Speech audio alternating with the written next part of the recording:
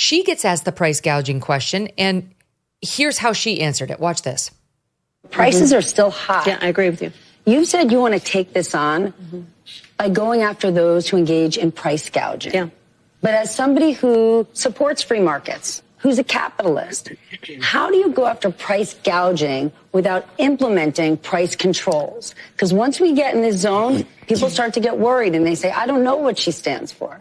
So just to be very frank, I am never going to apologize for going after companies and corporations that take advantage of the desperation of the American people. And as Attorney General, I saw this happen. In the midst of an emergency, whether it be an extreme weather event or even the pandemic, we saw it, where those few companies, not the majority, not most, but those few companies that would take advantage of the desperation of people and jack up prices. Yeah, I'm going to go after them. Yes, I'm going to go after them. Okay, so she's trying to act tough. But the question was, as someone who supports free markets, Rule's talking about herself, who's a capitalist, how do you go after price gouging without implementing price controls? You, as the magic wanded commander-in-chief, saying, bread shall now be the following price. Milk shall revert back to $3. How do you do that without implementing price controls? And she instead, this audience knows I laugh at her because she has this John Wayne routine, Kari, where she's like, I'm a border state prosecutor and I fought those criminal drug cartels like John Wayne would. And it's a lie. And here she busted, yes, I am going to go after. No, the question is, how are you going to go after them without implementing price controls? And by the way, what is your evidence that price gouging is happening at all, as opposed to grocers are responding to your inflation? That's right. I mean, if you talk to anybody in the food industry, grocery industry, they have one of the lowest profit margins of any business. I mean, it's a very competitive, cutthroat business, and they're got to compete with the other guys. So I think of all places, there's not price gouging in that industry, and that's where we're suffering the most, where people can't afford groceries right now, and they're ending up at the food bank at the end of the week just to get by and get through the end of the week. So she doesn't know what she's talking about. I mean, we could sit here and try to parse every word she said and read the tea leaves and try to make sense of it, but it's gobbledygook. It doesn't make sense. She doesn't know what's going on. And watching her interviews, it makes me think she's not even part of running the show right now. She is somebody they push out in front of the cameras. I don't think she's a part of any. Can you imagine if you were running a business and she was part of the team? She's not someone you're going to lean on for big ideas and, hey, how do we solve this problem? I'm deathly afraid right now if our fellow citizens are falling for this extreme makeover of Kamala Harris, and if they're watching that interview and thinking that sounds like someone who's intelligent, then we've done a really, really bad job of educating people. And shame on MSNBC, if I may. I hope that when Stephanie Ruhle was doing that interview, her inner voice, her inner thoughts were saying, OMG, oh my gosh, what do we have here? This woman doesn't know what she's talking about. I hope she was thinking that. But shame on MSNBC for pushing this whole ruse, for pushing the ruse that Biden and Harris were a great combo and that they were great for our country and they were doing good things. They had been destroying our country since day one, hour one, minute one, when they came in, pulled back an incredibly effective border policy, opened up our border, invited the world in. And when not enough people in their estimation came in, they started flying people in. Then they started funneling tens of millions of dollars to NGOs to pick up people at the Darien Gap and transport them in. And then they created an app to get more people in. They are trying to destabilize this country, sell us out, and destroy this country. And that's another reason our economy is suffering. You have to take into account this outrageousness of what's happening on the border. By some estimations, 21 million illegal immigrants are poured across our border in the Biden invasion. Listen, they got to live somewhere. 21 million people, they're going in housing and hotels and apartments that Americans could certainly use. And now we've got to, as Americans, compete with 21 million people for housing. It's basic supply and demand. When you have that many people who need housing, the housing prices are going to go up. And she never talks about how the wide open border has affected our economy. It's keeping wages down for hardworking middle class people, because when you have people coming in who are willing to work for peanuts, and they can work for next to nothing because our government, that means you and I, the taxpayer, are subsidizing their housing, giving them food stamps, and giving them For real. all of the resources they need. Of course they can work for nothing because they don't have to pay for any of that. We're footing the bill for their living expenses, and they're keeping our wages depressed. That's what the residents of Springfield, Ohio have been complaining about, in part, saying all of the housing around us has gone through the roof in terms of cost because all these Haitian migrants have come in with a government subsidy in a card, and they can rent these places, they can buy these places. We can't.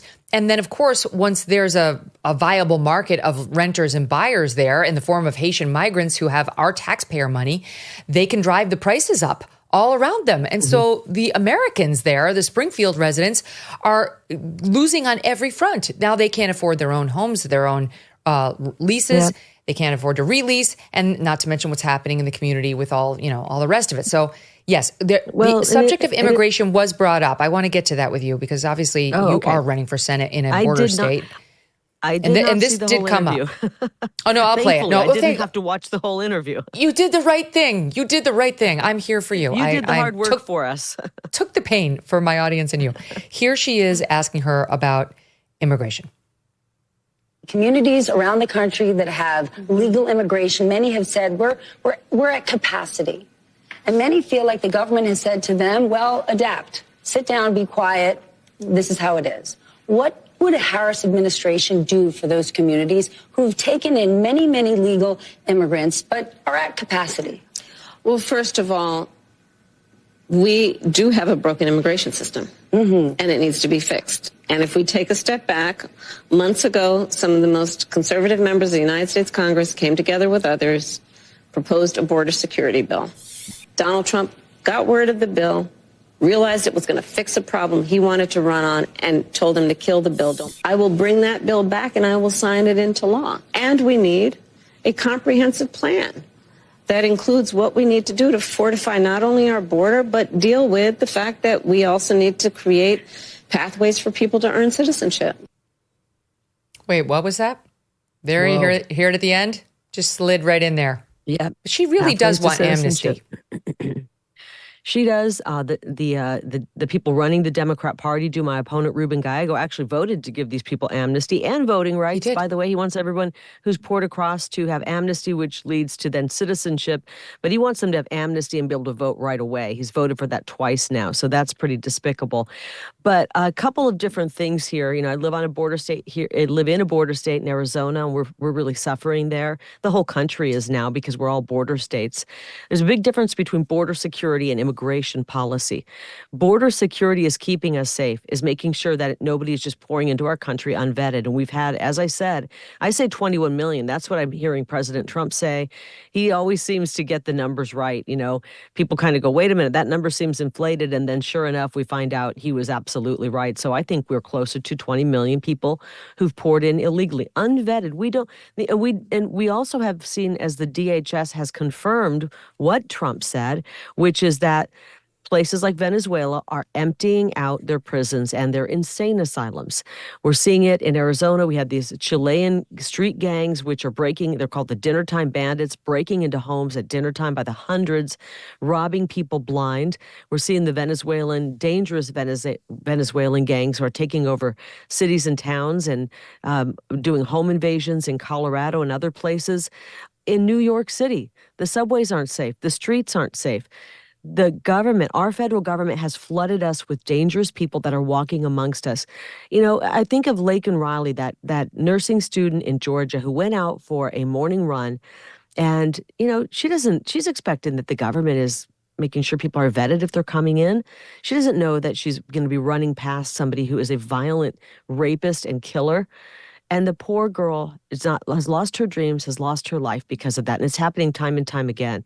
So we've got to shut down this illegal activity at the border. I can't believe that she said that it was delivered to her broken. They broke the border They broke the border. We don't have a border right now. They handed over control to the cartels, and 320,000 children were trafficked across our border that the border czar, Kamala Harris, has lost track of. And I'm a mother, and that keeps me awake at night. I know you are as well, Megyn.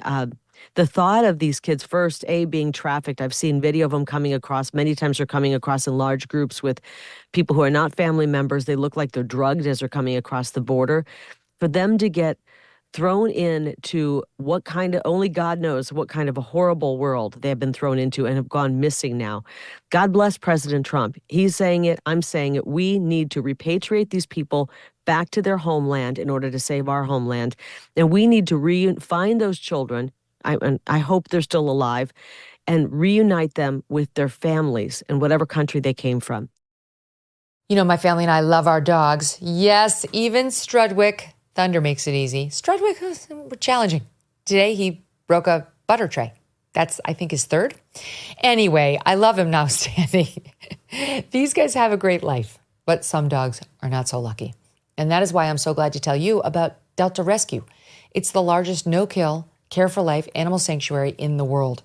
They have rescued thousands of dogs, plus cats and horses too.